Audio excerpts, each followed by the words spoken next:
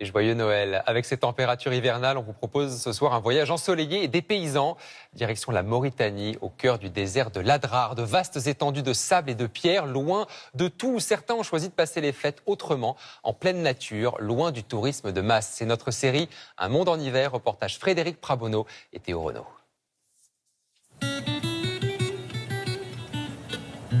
La Mauritanie, un pays grand comme 2 fois la France, mais recouvert aux 3/4 de désert. Au cœur du Sahara mauritanien, la région de l'Adrar alterne désert de sable et de pierre.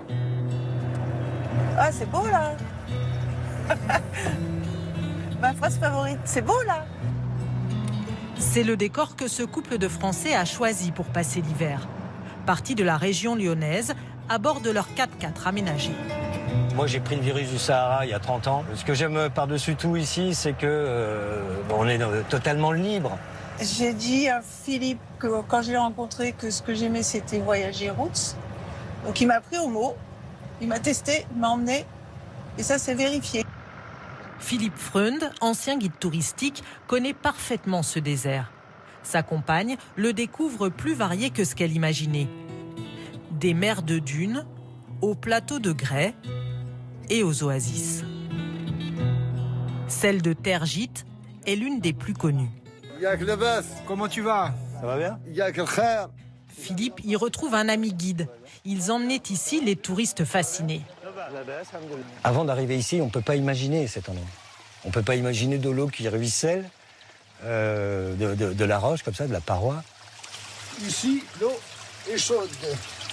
C'est agréable et le bruit de l'eau, c'est berçant.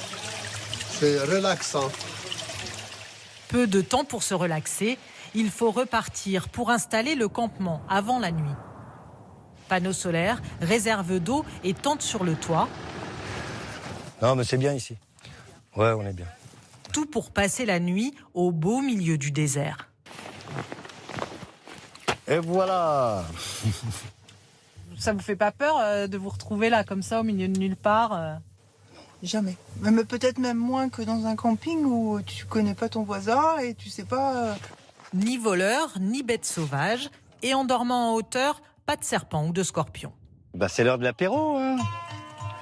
L'apéritif se fait en musique, mais sans alcool, interdit en République islamique de Mauritanie.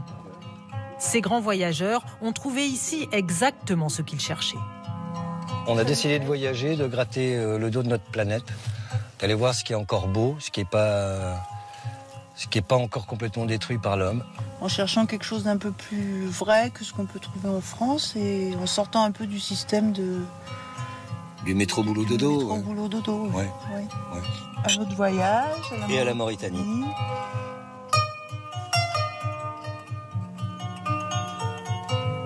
Passer l'hiver au rythme du désert mauritanien, c'est le choix fait depuis plus de 10 ans par Sylvette Cerizet. Bon, on va voir les pamplemousses. Quand elle a quitté l'informatique en région parisienne pour ouvrir une maison d'hôtes avec son associé mauritanien. Il y a beaucoup de gens qui viennent visiter en fin d'année et puis en février aussi. Donc l'hiver, oui, c'est la saison où on a beaucoup de travail.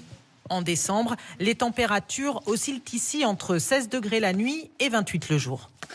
L'hiver, c'est notre période préférée, c'est sûr. Il ne fait pas froid comme chez vous, ça neige pas, donc c'est juste agréable. La région n'a jamais fait peur à cette amoureuse du désert. Quoi qu'on en dise, c'est un des pays du Sahel où on est tranquille. Je me sens beaucoup plus en sécurité ici que si je prends le RER à Paris, par exemple, hein, clairement. Hein. Un sentiment de sécurité partagé par les 1400 voyageurs qui ont atterri l'hiver dernier depuis Paris, au cœur du désert mauritanien.